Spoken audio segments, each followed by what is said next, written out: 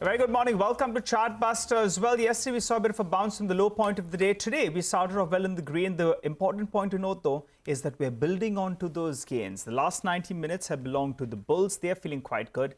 Let's see where we go from here. But for the time being, though, you'll believe that yesterday's low of around 17,166 odd could hold out in the near term. Plenty to talk about in the next 30 minutes. First up, let's run you through all the top stories. The market bounces back after yesterday's sell-off. The Nifty reclaims 17,450 as all sectors trade in the green. Banks rally, metals and autos to surge while mid-caps outperform key indices. Brokerage house JP Morgan notes a rise in auto finance disbursement, says industrial activity and a rural recovery should drive further growth. Also issues an underweight call on Chola Finance while being overweight on IndusInd Bank. The long-awaited demerger of Piramal Enterprises will take place on the 1st of September. The listed entity will only include the financial business, while the pharma business is likely to be listed on the exchanges in the third quarter of FY23. Nelco continues to rally after signing a deal with Intelsat to provide in-flight connectivity in India. The management tells CNBC-TV18 that Intelsat's partners will use Delco services while flying over India. Also says in-flight connectivity for domestic markets is yet 2 years away. Hospital chain KIMS buzzing after it announces it will acquire 51% stake in Nagpur Hospital. PLS International rallies nearly 20% after Nomura Singapore purchases 11 lakh shares at around 230 rupees per share. The stock is still up, close to around 15%. All right, well, good bounce from the lows. Markets holding closer to around the 17,500 odd mark. The bulls will be feeling quite good. But what do you from here? Well, to help us out with exactly that, we have Shivangi Sarda, who joins us on the show. Hi, Shivangi. Thanks so much for joining us. Good to have you on CNBC TV18. What's your view on the index? Yesterday morning, if you woke up, the bulls would be nervous. The bears will be feeling that they are on top of it. But as things have progressed, the bulls will feel, hey, we are back in the game. Your approach to trade? Good morning, Nigel, and good morning, Mangalam. Thank you so much. We've entered into a zone where the markets are, playing with gap up, gap downs, and totally empowered by the, global sentiments. But overall, the good part is that, the rollover from the previous series was quite positive, around 82% on the long side, and with long built up, which is higher than its previous months and 3 months average rollover. So overall, if you look at the chart setup and derivatives data, the market is quite positive, and any declines could be bought. But of course, right now it's got stuck in a very tight range, and 17,150 is acting as a crucial support. And if we talk about the resistance, then 17,777 is acting as a resistance, which could, be a strong level where the markets can take a pause.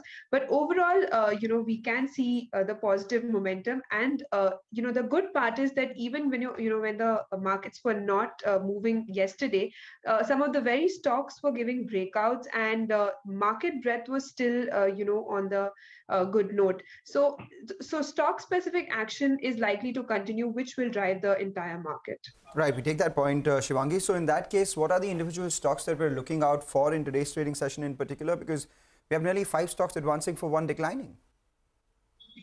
Exactly. So my first pick would be from the auto space. We've seen good momentum in the entire space, and even on series basis, if we look at Nifty Auto, it's continuously moving through the last 4 series. There have been good long rollovers intact over here.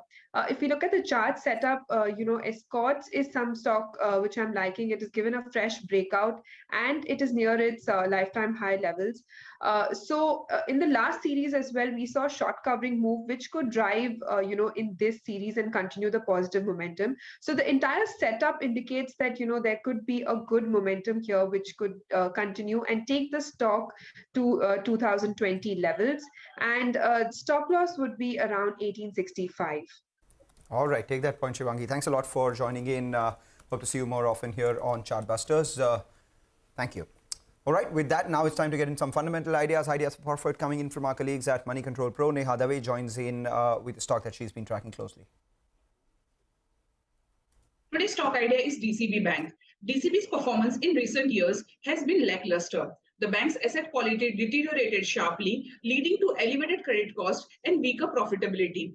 Despite a performance which is not so impressive, we are positive on the stock. This is because the bank has multiple levers to improve the return ratios in near to medium term. First of all, there has been pickup in the business activities as seen in Q1 FY23 performance of the bank.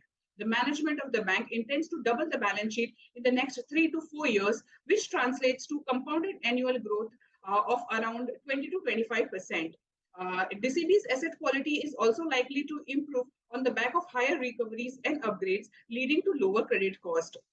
In terms of operating expenses, they are likely to remain elevated as the bank continues to pursue future expansion. However, as the balance sheet expands, the operating leverage is likely to improve, leading to lower cost to income ratio, and which will support the profitability in FY23.